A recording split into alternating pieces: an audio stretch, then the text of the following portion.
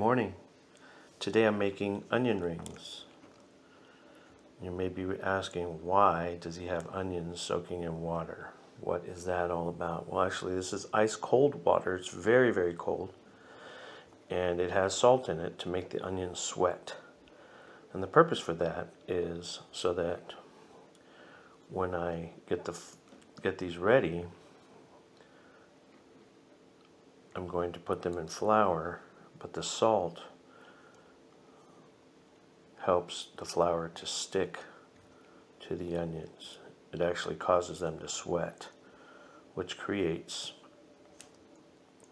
the tackiness with the flour. Over here, I have the ingredients to create the batter. This is going to be a beer batter, so yes, there is beer involved.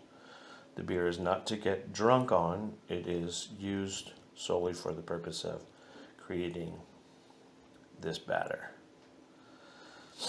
So when we get to that part, I'll show you the consistency of how that should look.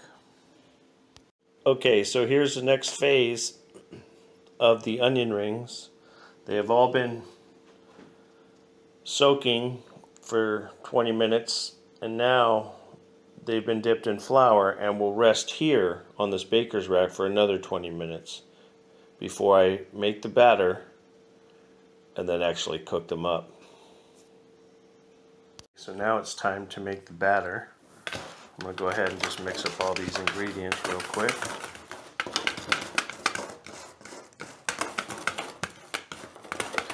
You're probably there saying, wait, how is that a batter if it's a dry mixture?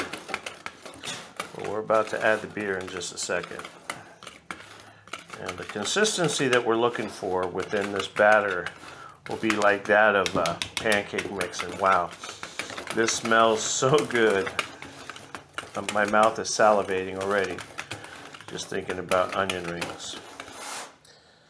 And these are the onion rings. They've been resting here for about 45 minutes now, trying to get the oil to the right temperature. We're going to be using Foster's beer. You could use any kind of beer you want. You could use a light beer, a dark beer.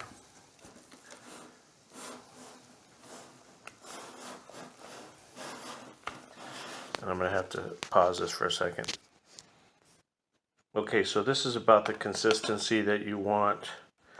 If you happen to add too much beer, you can always add more flour, then more beer, then more flour, then more beer.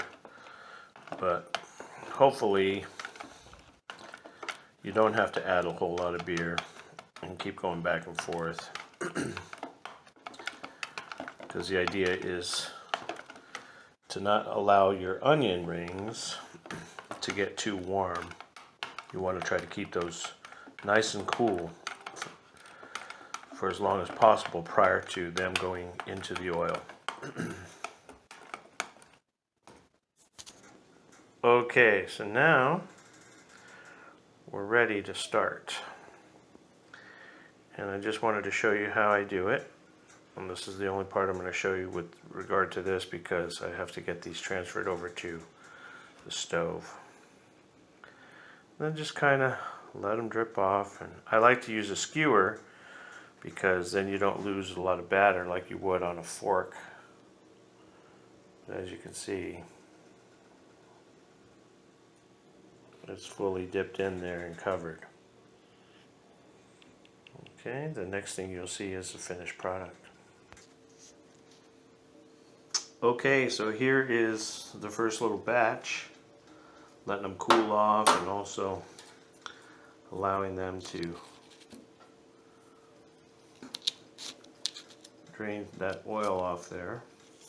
The reason why you want to put these on a paper towel, not so that they drain so much, but they will drain. But the biggest thing is that if you just put these on a rack, they will not stay crunchy. You can just see the texture and you can hear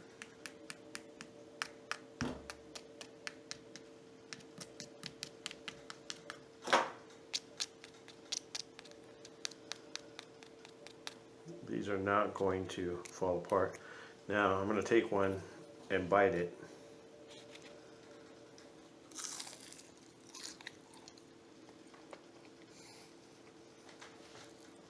Absolutely delicious.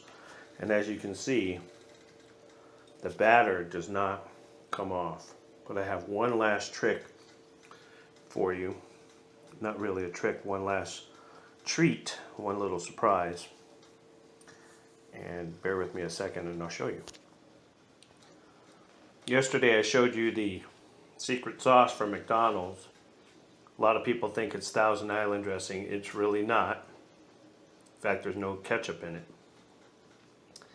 But it's not only good for a Big Mac, it's also good for dipping your homemade onion rings in. You could use this on pretty much anything. That's just my timer in the background. And basically I let these cook in the oil for about 3 to 4 minutes. You'll know when they're ready. Anyway, I hope you enjoyed the video. If you want to know how to make these delicious onion rings at home, leave a comment and I'll send you the recipe and instructions. Thanks for watching.